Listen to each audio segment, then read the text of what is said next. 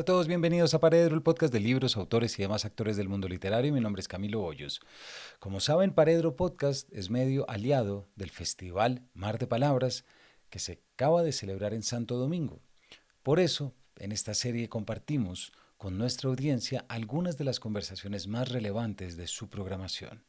Para este episodio presentamos Narrar desde arriba, política, familia, élites y relato.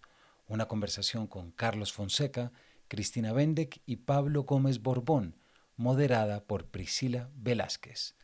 La charla parte de una pregunta central para la literatura latinoamericana. ¿Qué puede ver una novela cuando mira el poder? A partir de esa pregunta, los autores hablan de archivos, silencios históricos, territorios periféricos y ficciones oficiales. Cristina Bendeck piensa San Andrés, isla en Colombia, la memoria raizal y la tensión con el Estado colombiano. Pablo Gómez Borbón reflexiona sobre la escritura de Yo Balaguer y la dificultad de narrar desde la conciencia de una figura asociada al poder. Carlos Fonseca propone la literatura como una forma de trabajar con los silencios del archivo latinoamericano. Cristina Bendeck es escritora colombiana, nacida en San Andrés, autora de Los Cristales de la Sal, primera novela ganadora del premio Elisa Mujica. A nivel nacional, Carlos Fonseca es escritor costarricense-puertorriqueño, autor de Coronel Lágrimas, Museo Animal y Austral. Pablo Gómez Borbón es escritor dominicano, radicado en Europa, autor de Morir en Bruselas y Yo Balaguer. Y Priscila Velázquez, moderadora, es escritora, gestora cultural y moderadora dominicana, vinculada a la conversación literaria y cultural del Caribe.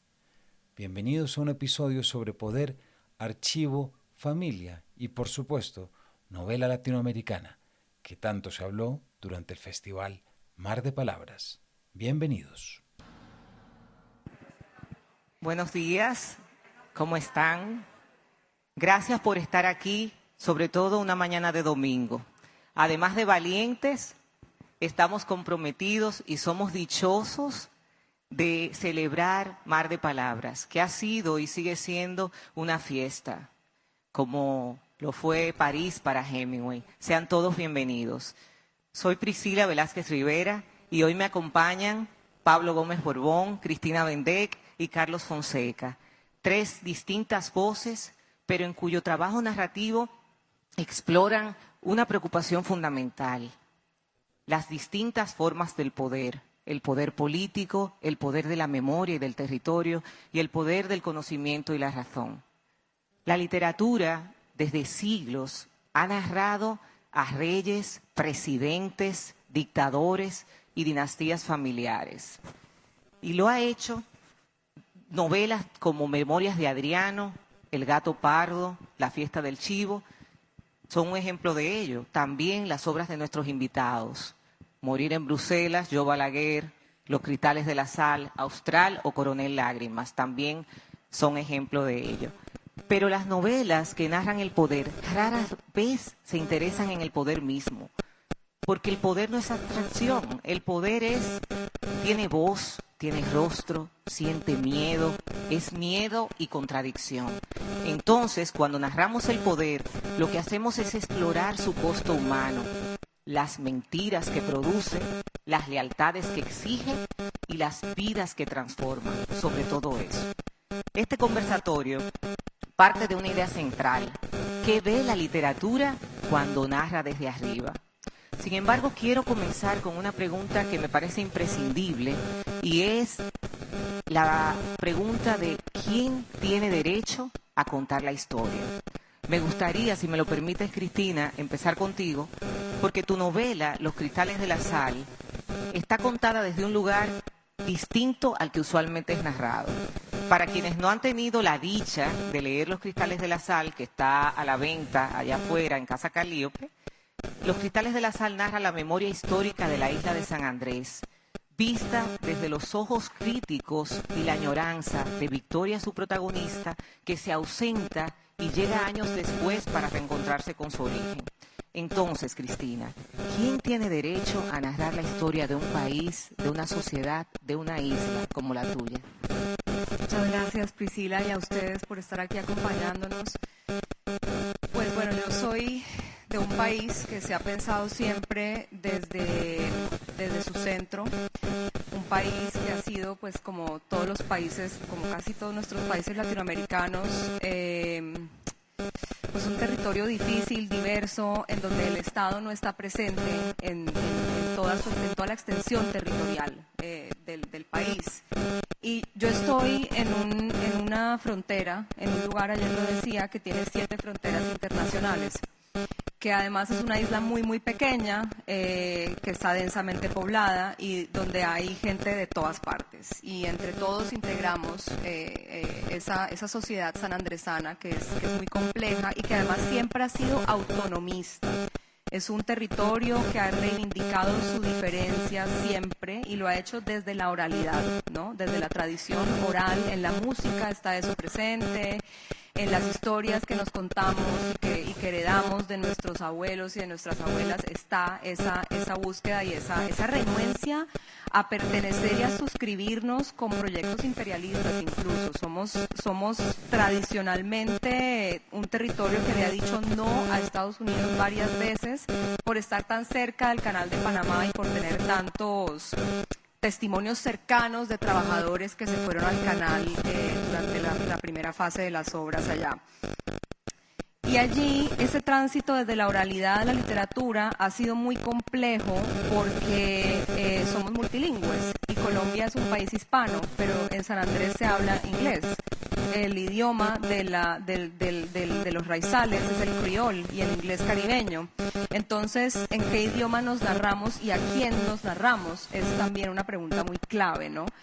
Para entrar, digamos, dentro de un canon histórico, dentro de esa narración, de esa historia que está cristalizada en los libros y en los archivos y tal, nosotros no estamos ni siquiera en el archivo de Indias de Sevilla. Hay como un par de mapas en el archivo de Indias sobre el archipiélago, a pesar de que fue también una colonia española, pero la mayoría de nuestra memoria de esa época está en Inglaterra, está en los archivos ingleses. Entonces, ¿a dónde vamos también a buscar y a referirnos y a remitirnos para poder posicionarnos? Son un montón de preguntas. Y yo creo que es esta generación apenas la que empieza como a revisar y a encontrarse con toda esa complejidad para poder tener una voz propia y empezar a formar ese relato de lo propio. Eso es lo que pasa en Los Cristales de la Sal. Y es como una especie también de fabulación, porque la protagonista lo que hace es tratar de descifrar qué es lo que la hace raizal. Es una novela que está en tensión con el Estado colombiano todo el tiempo.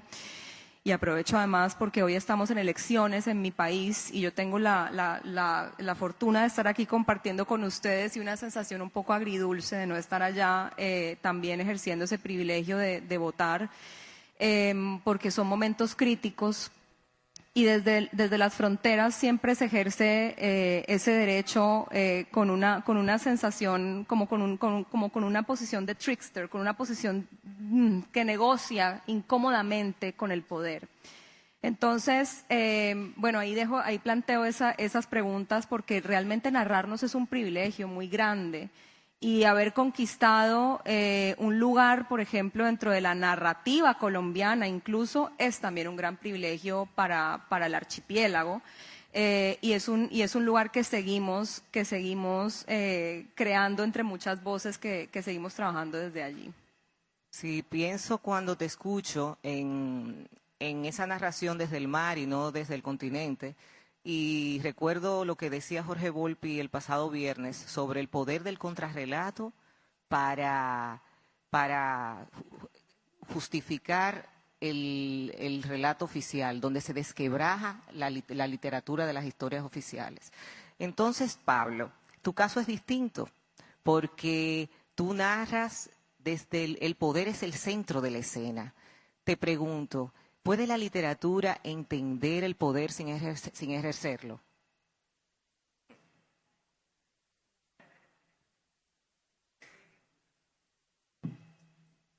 Bueno, buenos días. Tú me permites un pequeño paréntesis muy breve. Claro, claro. Ayer yo me quedé un poquito incompleto sobre la palabra chulámbrico. Y yo quería elaborarlo porque no se trataba simplemente de un chiste, sino que yo lo que quería hacer era puntualizar, hay quien dice que cuando uno piensa en patria y en desarraigo, piensa en el aspecto espacio, pero también está el aspecto tiempo, la infancia, el pasado, también una patria. Y entonces yo podría decir que esa palabra que ya no existe o que ya no es conocida, es parte de ese tiempo que forma parte de una patria de la cual uno está irremisiblemente desarraigado, y que a diferencia del aspecto geográfico no siempre puede volver a Santo Domingo, a Santiago, pero nunca al pasado. No era solamente ganas mías de hacer reír, que también.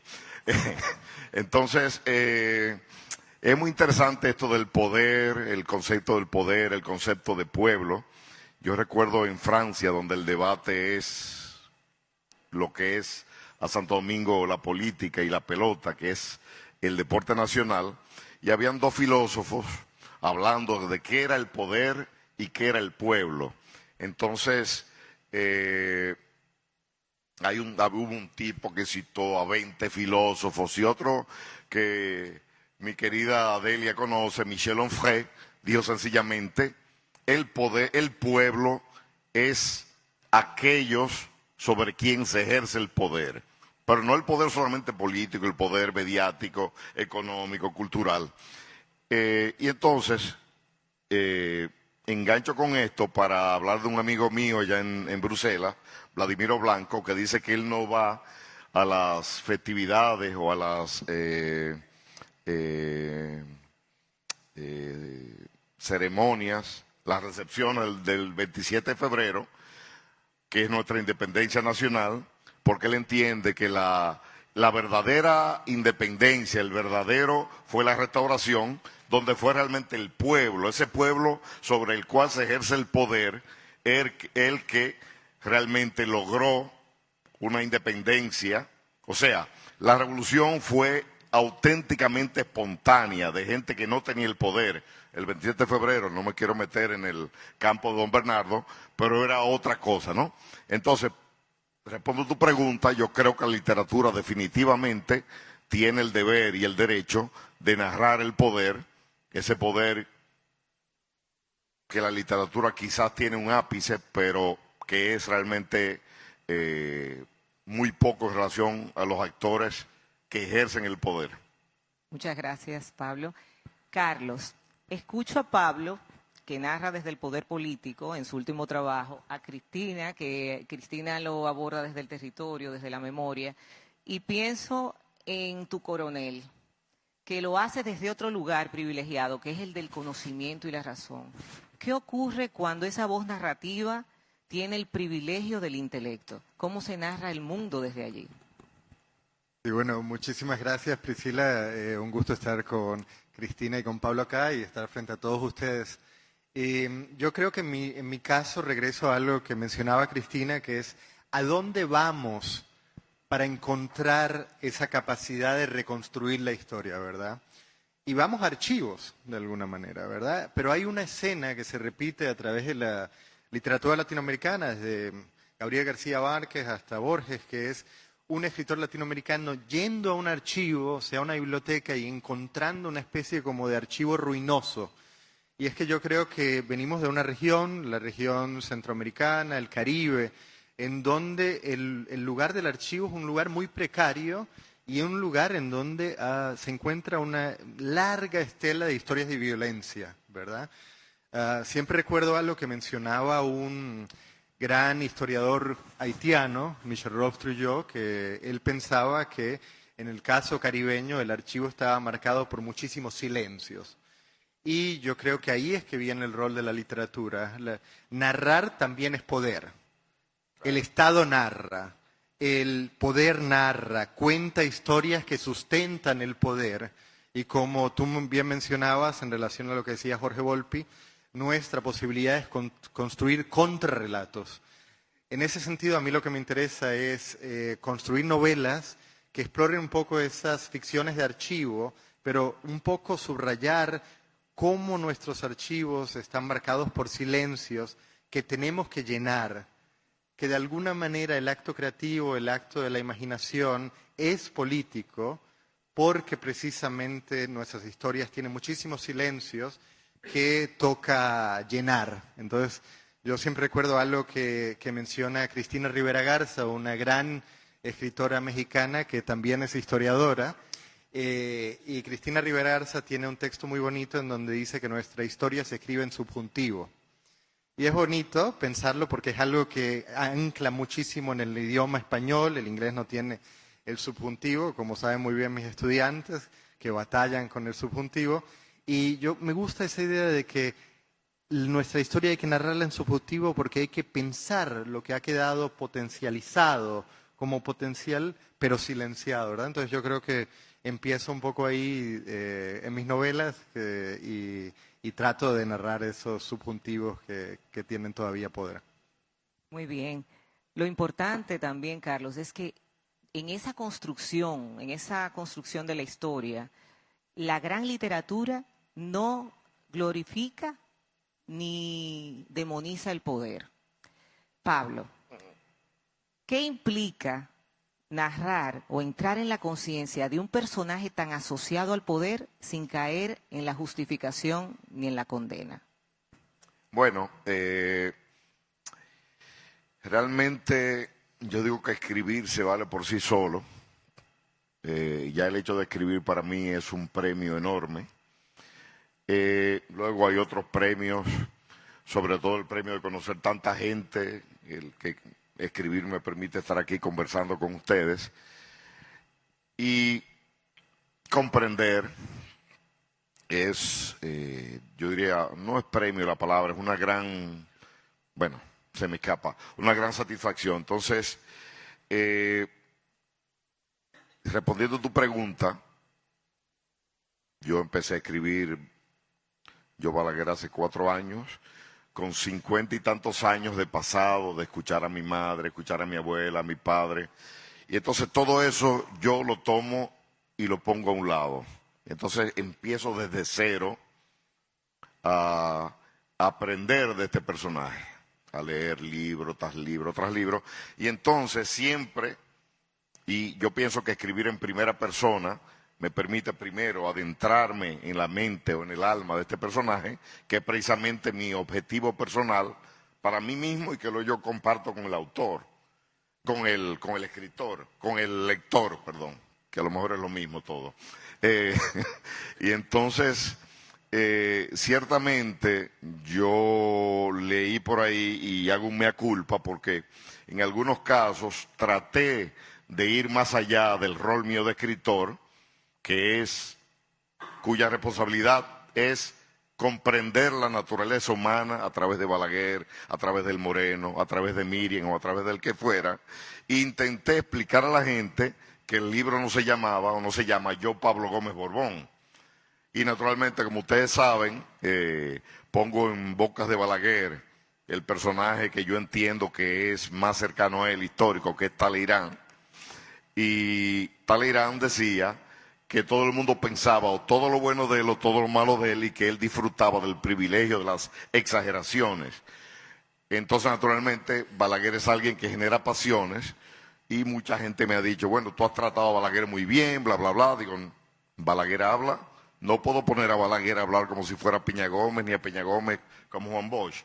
Entonces yo estuve muy consciente de que mi interés era entender y que naturalmente el libro mío hay justificaciones del propio Balaguer. Cuando Balaguer dice, bueno, sí, la Constitución es un pedazo de papel, pero dice, no sé si será justificación, que Bolívar dice que cuando todo va bien al pueblo se le acaricia, pero cuando todo va mal, un gobernante no puede tener o no debe hacer caso omiso de leyes y constituciones. Viene a ser lo mismo que él decía. Cuando dice que Benito Juárez dice que la ley no puede ser una camisa de fuerza para el gobernante. Pero todo eso, y yo invito a leer lo que yo considero que es el ideario político de Balaguer, que está en pedestales, precisamente que son los discursos agrupados de las estatuas que él levantó, sobre todo en Santo Domingo, de Martí, de Benito Juárez, de Simón Bolívar, de San Martín. Entonces realmente yo soy muy cuidadoso y muchas veces me han preguntado, ¿qué tú crees de Balaguer? Digo, es absolutamente irrelevante. Y yo, por supuesto, lo asumo, pero en Yo Balaguer, Pablo Gómez solo tecleó. Pablo Gómez no dice nada de... No es Yo Pablo Gómez, sería un libro invendible. Gracias. Muy bien. Hay un costo siempre de narrar la nación, de narrar a un personaje asociado al poder, pero de eso hablaremos un poco más tarde. Cristina, te escuché en una entrevista y hubo una frase que me conmovió, que me pareció triste, hermosa y brillante a la vez, que era que San Andrés tiene 27 kilómetros cuadrados y ha perdido la memoria.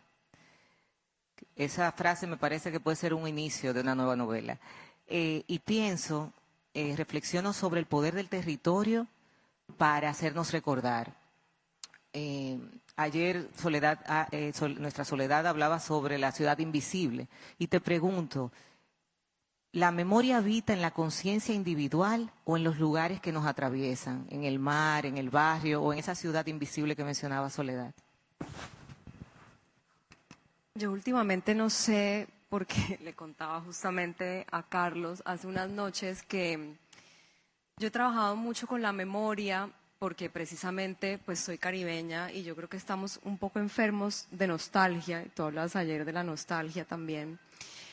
Y esa primera novela, por ejemplo, Los Cristales, hace un recorrido por toda la isla, ¿no? O sea, ahí hay un ejercicio de nombrar los lugares, de reivindicar los nombres que la comunidad le da a los lugares en vez de los nombres que los turistas le dan a los lugares o que el Estado quiere imponer sobre los lugares, porque pues nombrar es citar un montón de memorias y un contenido histórico, y esa novela lo que quería hacer era como insertar efectivamente el archipiélago dentro de un cierto canon.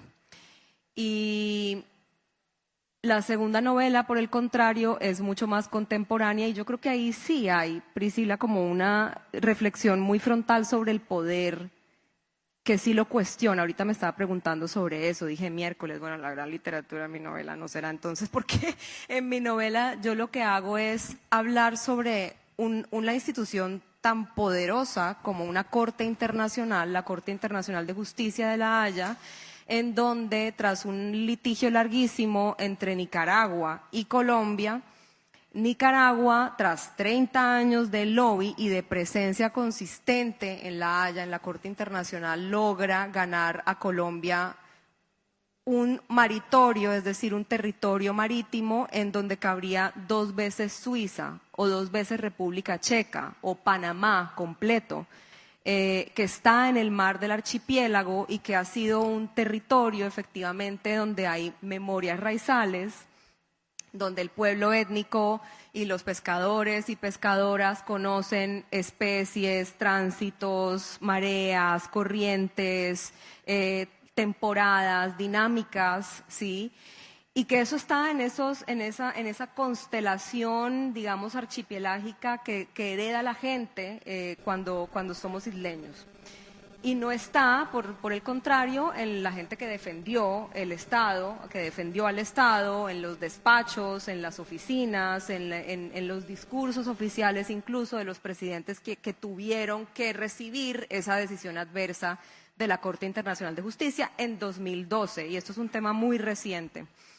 Entonces, yo digo todo esto porque la memoria, a pesar de, es un recurso infalible realmente, creo que es un gran problema cuando la perdemos, pero también la memoria es selectiva. Y creo que hay cosas, y eso lo respondía en la pregunta que quizás ustedes después verán en los videos que hicimos los autores, como ¿qué cree que es una pregunta que deberíamos hacernos a futuro para pensar un futuro mejor o algo así? Era la pregunta y yo decía, quizá debamos pensar en lo que podemos dejar atrás. Hay cosas que para mirar a futuro no podemos cargar completas y hay cosas que sí hay que dejar atrás para poder hacer un ejercicio más radical de imaginar un futuro posible, que es algo en lo que yo creo que estamos en deuda, particularmente en la literatura caribeña. Hay un montón que hacer todavía como con esa imaginación crítica de lo que puede ser el futuro. Porque la memoria también es un bagaje muy denso y puede volverse esencialista, y puede volverse, como se ha vuelto efectivamente, el sustrato del fascismo, el sustrato de los nacionalismos. La memoria se manipula muy fácilmente también. Y ahí está el poder del relato, precisamente, y el valor de que haya tantos relatos sobre un mismo asunto. Entonces, yo creo que ahí hay que ejercer también una capacidad muy, muy consciente de discernimiento, sobre todo en el día de hoy, porque el algoritmo manipula la memoria y te lo empaqueta en un eslogan marquetero de publicidad política en 3 segundos. Y se convierte esto en una realidad distópica. El día de mañana vivimos en un capítulo de Black Mirror todos en Latinoamérica. Entonces, ahí son los dilemas con los que trabajamos, y son cosas que realmente, como dices tú, o sea, yo trabajo con una nostalgia y con una preocupación muy grande, y son preguntas que realmente me hago todos los días. Así es. Recordar, creo que es urgente, aunque no tenga que ser una mochila, para imaginar un futuro mejor.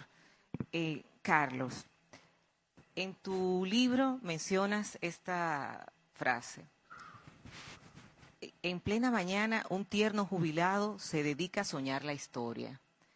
Háblanos del placer histórico de reducir el mundo a unos cuantos instantes.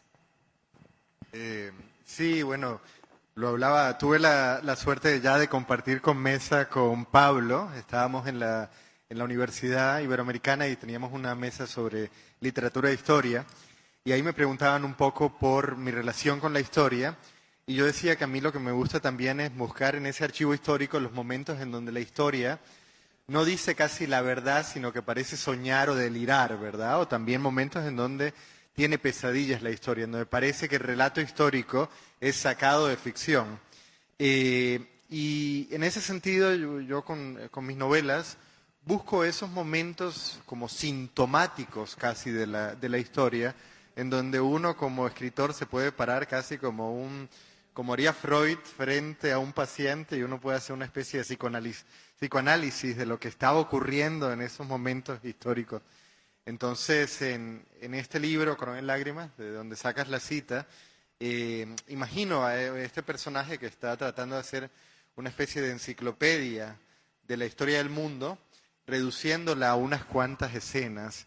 Si tuviéramos, por ejemplo, que tú mencionabas una mochila, si tuviéramos que poner nada más 5 o 6 escenas de la historia caribeña, sería interesante pensar cada uno de ustedes cuáles escenas ustedes se llevarían en esa maletita, y cómo esas 5 escenas contarían una historia particular del Caribe, una historia dominicana, una historia, ¿verdad?, íntima. Y yo creo que cada una de las novelas que he tratado de construir son un poco así, son nuevos collages de ciertas imágenes que para mí cuentan historias sobre nuestra región. Súper interesante. Quiero mudarnos a un tema que me parece indispensable en esta mesa, y es la familia como primera escuela del poder. Porque en la familia nosotros heredamos los silencios, los traumas, los privilegios. La familia existe antes que el Estado. Empezamos a obedecer una voz en la familia antes de obedecer jerarquías. Y quisiera saber, porque en el trabajo de los 3 la dimensión de lo doméstico aparece, quisiera saber, Cristina, ¿por qué tantas novelas políticas son también novelas familiares? Yo creo que la respuesta está en tu planteamiento, porque es donde encontramos finalmente la autoridad, esa primera autoridad, y las primeras rebeldías también, finalmente.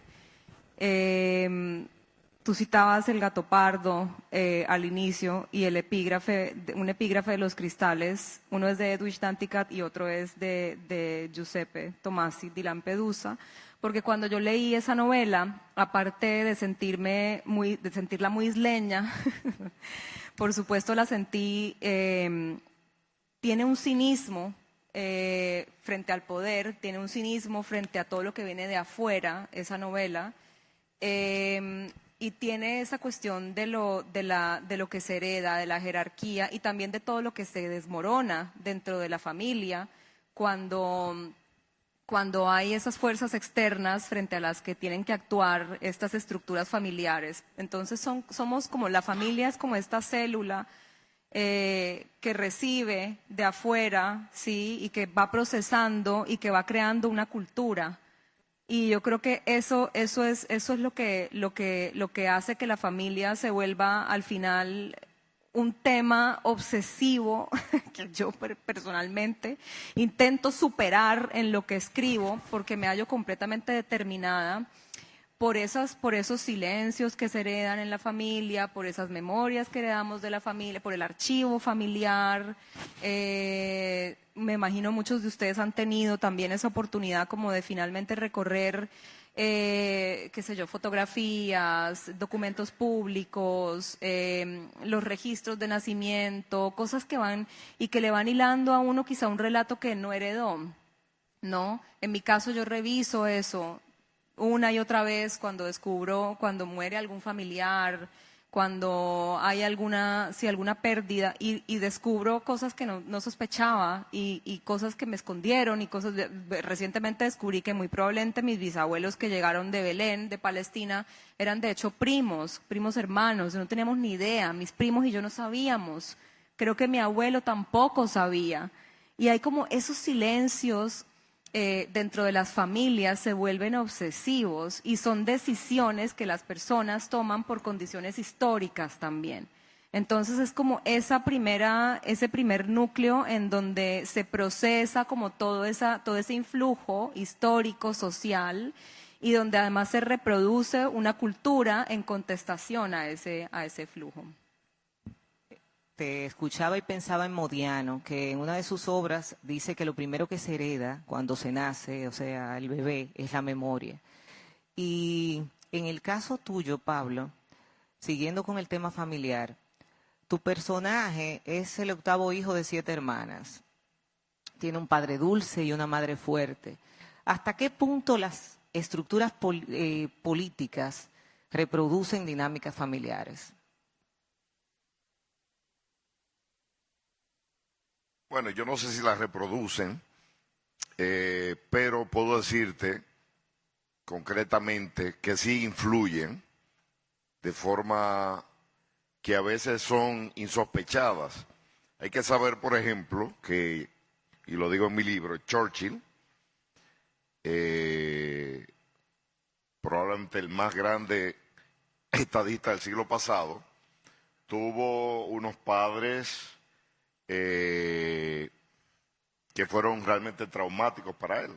Su madre, que pocos saben de hecho que era americana, era una mujer mundana, de fiestas, incluso de amantes. Su padre, que llegó a ser gobernador de Irlanda, y hay que saber que Churchill desciende del gran Marlborough, aquel Mambrú se va a la guerra, y que era primo, sobrino, etcétera, de duques de Marlborough. Y su padre fue excesivamente duro con Churchill, que era un bueno para nada, que a tu edad yo había hecho tal, que esto. Y hay un cuento que yo me refiero en Yo Balaguer, donde Churchill escribe, es un cuento, una narración, que él, después que se jubila, después que gana la guerra mundial, etcétera, está pintando, que de hecho pintaba muy bien, mucho mejor que Hitler, lamentablemente, porque si Hitler hubiera sido buen pintor, y hay una novela de Pierre Emmanuel Schmitt, que se llama El Otro, ¿qué hubiera pasado en el mundo si a Hitler lo hubieran aceptado en la Academia de Bellas Artes de Viena? Entonces, no quiero extenderme mucho, pero el tema es súper interesante. el fantasma del padre de Churchill lo encuentra en una bata, viejito, pintando un cuadro, y le dice, yo sabía que tú no servías para nada. Entonces, digo esto porque en Balaguer influye mucho, yo creo, personalmente, por ejemplo, lo que él vivió como un maltrato a su familia, a su padre, que lo perdió todo cuando se desplomó el precio del tabaco y otros frutos luego de la Primera Guerra Mundial. Influye mucho también el famoso episodio del vaso de agua, que don Bernardo, el padre de don Bernardo, estuvo involucrado en él, porque se decía que una hermana de Balaguer tenía tisis, tuberculosis. Entonces, todo esto para decir que yo creo que, por ejemplo, en Balaguer, todo este cuadro familiar influyó mucho. Yo argumento, no tengo ningún tipo de prueba, pero es un poco la intuición de que gran parte de lo que Balaguer hizo fue un poco, primero para vengar, entre comillas, lo que su padre, que fracasó. De hecho, él se lamenta de que cuando ya él estaba, pienso que era ministro de la presidencia, entonces su padre muere y no puede ver cómo él realmente, de alguna manera, logra un triunfo con el cual él pretendía compensar el fracaso, lo que él consideraba como el fracaso de su padre. Entonces, puedo extenderme grandemente sobre la relación con las hermanas, etcétera, etcétera, pero no quiero robarle el tiempo a ustedes. Muy bien. Hay una palabra que se ha repetido muchas veces en todo el conversatorio de hoy, que es la palabra poder. Y quiero usarla como puente para el siguiente tema, que es el poder del escritor. El poder del escritor que narra desde arriba. Toda posición en la literatura hace que cuestionemos las certezas, incluso las certezas de quienes gobiernan. La pregunta es la siguiente: ¿qué dificultades enfrenta un escritor cuando retrata mundos privilegiados, Carlos? Sí, bueno, como mencionaba antes, yo creo que narrar y poder van siempre de la mano, ¿verdad? El poder, lo primero que tiene que hacer para autolegitimizarse es narrar. Y el escritor tiene que mirar todas esas estructuras narrativas que han ido se construyendo de distintos lugares de poder y ver cómo uno se va a ubicar también dentro de esas estructuras y desde dónde uno va a narrar. Yo pensaba, por ejemplo, en términos de novelas clásicas de dictadores, siempre me ha parecido interesante que está la opción del boom, ¿verdad? Que es la opción Vargas Llosa, La fiesta del chivo, está Yo el Supremo, está El otoño del patriarca, y todos son estos escritores, hombres, que están como obsesionados con la figura del poder, ¿verdad? Es Trujillo o es el doctor Francia, la figura como tal. Siempre me ha interesado que había escritoras como por ejemplo Luisa Valenzuela o Marta Traba que estaban también interesadas en narrar el poder, pero no quedaban fascinadas con el dictador como tal, sino les interesaba más bien cómo la presencia misma del dictador producía ciertas formas de circulación de afectos, circulación de lenguaje, qué se podía decir, qué no, ¿verdad? Entonces había como dos opciones que yo veo, una como una especie de entender la política como muy centrada en la figura de quién sostenta el poder, como una especie de macrohistoria, y una especie de microhistoria, que era la opción Luisa Valenzuela, la opción Marta Traba, que era como no es tanto la figura del poder, sino los efectos que eso tiene sobre la vida íntima, sobre el lenguaje. En mi caso siempre siento que me interesan los dos, que fluctúo entre la macrohistoria, los relatos sobre todo transatlánticos, de cómo el poder ha sido construido, pero siempre me interesa cómo eso impacta en esa especie de microhistoria, esos relatos familiares, que me parece algo súper interesante. Yo pensaba nada más por para hablar muy brevemente de la familia, que coincido completamente con lo que decía Cristina. Creo que la familia es nuestra primera narrativa, ¿verdad? Nuestro primer, no sé, acercamiento a lo que significa contar una historia. Tan pronto vamos a la familia y le decimos, abuelita, abuelita, cuéntame de tus padres, ya ese es un acercamiento a un relato casi detectivesco, ¿verdad? Porque siempre hay un secreto que se lía con esa historia familiar y con estos relatos familiares que también nos llevan a otras partes, nos llevan de nosotros a otras historias que ya no son Puerto Rico, Costa Rica, sino empiezan a desaparecer en el mapa mundi.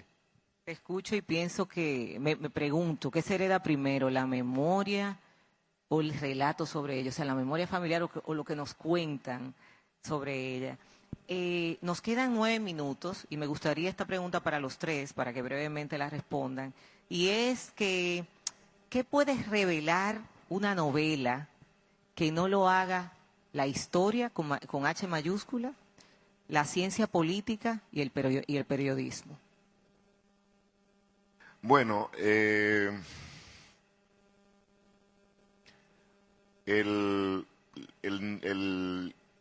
novelista puede entregarse a todo tipo de especulación. El historiador trabaja con hechos. El novelista puede hacer suposiciones. Cuando yo escribí Morir en Bruselas, la pregunta fue recurrente: ¿por qué tú no escribiste una obra histórica? Podía haberlo hecho, tenía la documentación, tenía la bibliografía, lo tenía todo. Pero me parecía una burla, no, ¿cómo decir? Sí, un fraude, venderle un libro a una persona sobre la muerte del Moreno y al final decir, ¿qué pasó en esa habitacioncita, en el descanso de la escalera de la casa en la Rue Van A, número 94, y terminar diciendo, yo no sé?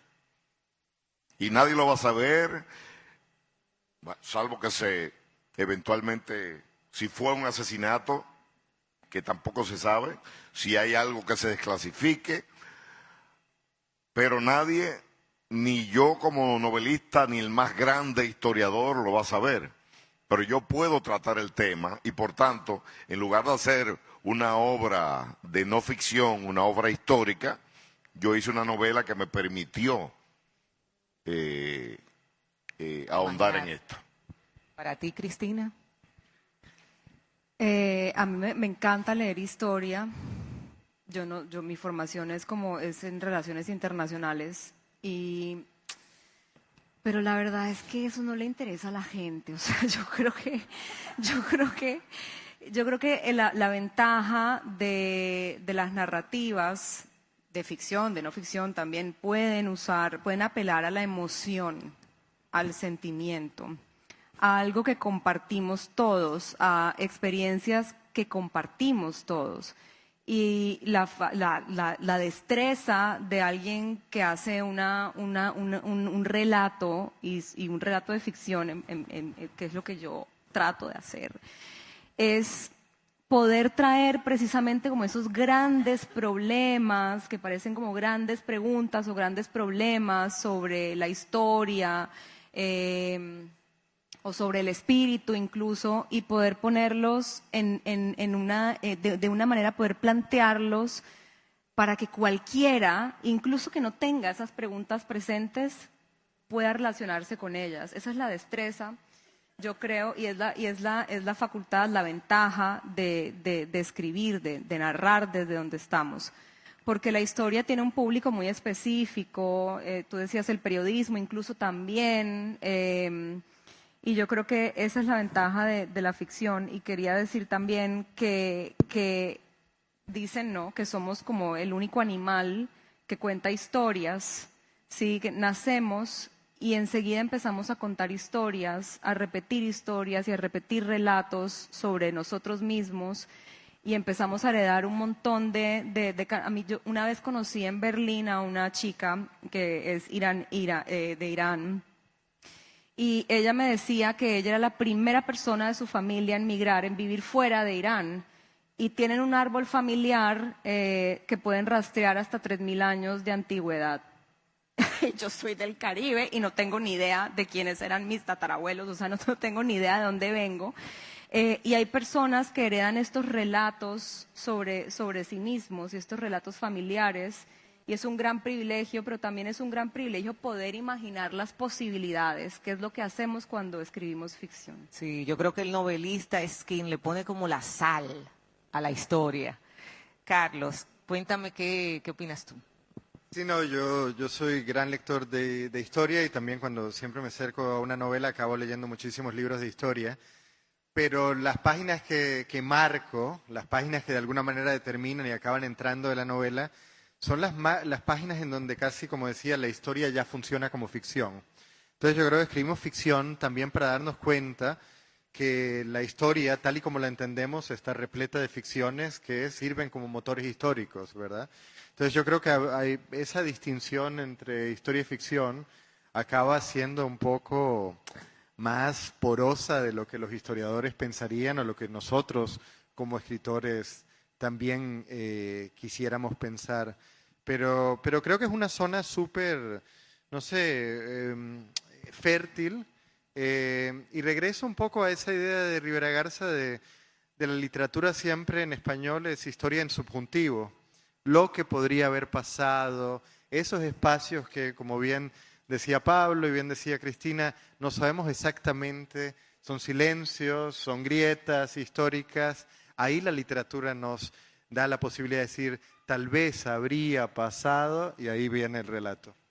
Así es, decía Alexander Dumas que parece que historiadores le cuestionaron el hecho de por qué había escrito Los Tres Mosqueteros, que había violado la historia, y él contestó, sí, la he violado, pero le he hecho un hermoso hijo.